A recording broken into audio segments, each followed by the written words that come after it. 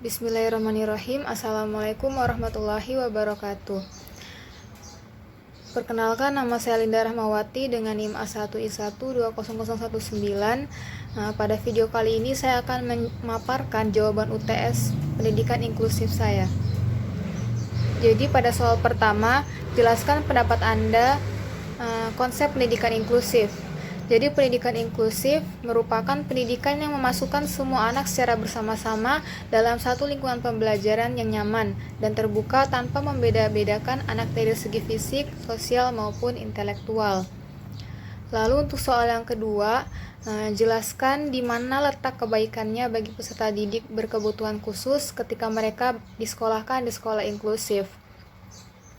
Jadi letak kebaikannya bagi peserta didik berkebutuhan khusus ketika mereka disekolahkan di sekolah inklusif, yaitu peserta didik akan mampu dan percaya diri untuk mengembangkan potensi yang dimilikinya di tengah anak normal lainnya.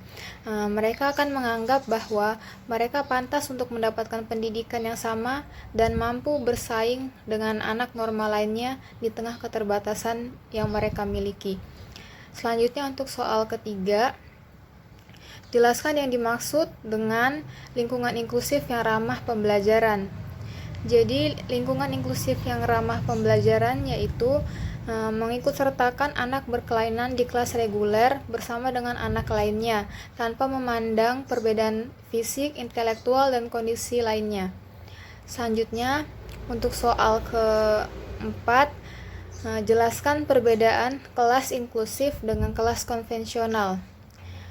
Jadi kelas inklusif ini, guru menghargai perbedaan setiap latar belakang dan kemampuan anak dan orang tuanya. Media menggunakan berbagai bahan yang bervariasi untuk mata pelajaran dan guru menyusun rencana harian dengan melibatkan peserta didik.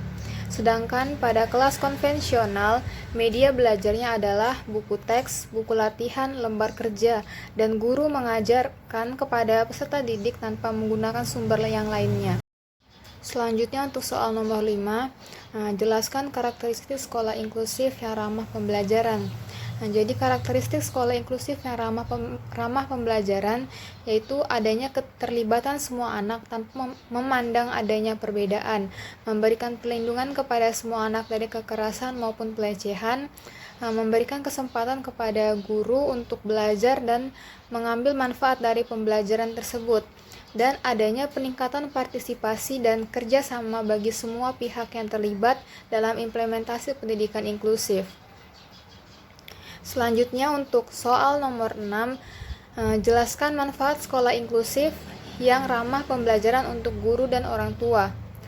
Jadi manfaat sekolah inklusif yang ramah pembelajaran untuk guru yaitu mampu mengembangkan sikap positif terhadap anggota masyarakat, anak, dan situasi yang beragam, memiliki keterbukaan terhadap masukan dari orang tua dan anak untuk memperoleh hasil yang positif, dan mendapat kesempatan belajar cara mengajar yang baru dalam melakukan pembelajaran bagi peserta didik yang memiliki latar belakang dan kondisi yang beragam. Selanjutnya, sedangkan manfaat sekolah inklusif yang ramah pembelajaran untuk orang tua yaitu orang tua dapat belajar lebih banyak bagaimana anak didik. Orang tua juga belajar bagaimana cara membimbing anaknya lebih baik di rumah dengan menggunakan teknik yang guru lakukan di sekolah.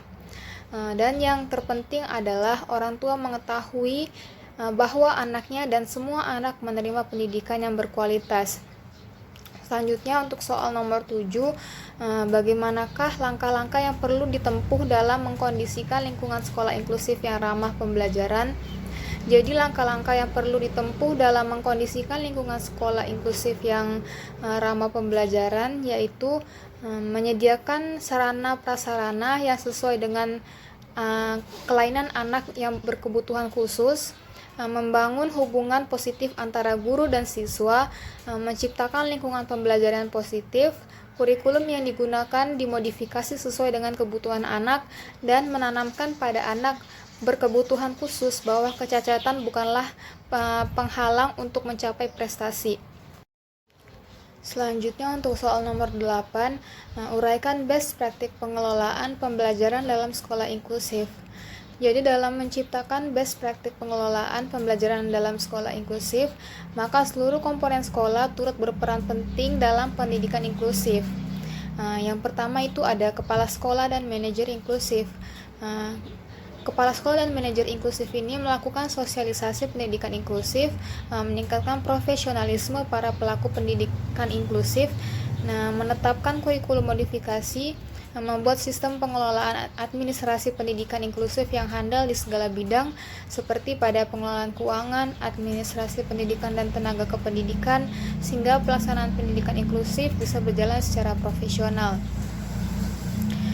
Selanjutnya ada kepala yang kedua, yaitu kepala dinas pendidikan.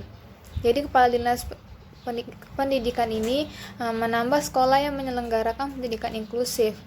Selain itu, melengkapi sarana dan prasarana penyelenggaraan pendidikan inklusif, memberikan pengertian dan pemahaman secara berkelanjutan mengenai pendidikan inklusif kepada warga sekolah dan masyarakat melalui sosialisasi menggunakan berbagai media. Dan memberikan pelatihan manajemen pendidikan inklusif kepada sekolah penyelenggara inklusif. Selanjutnya yang ketiga, yaitu guru.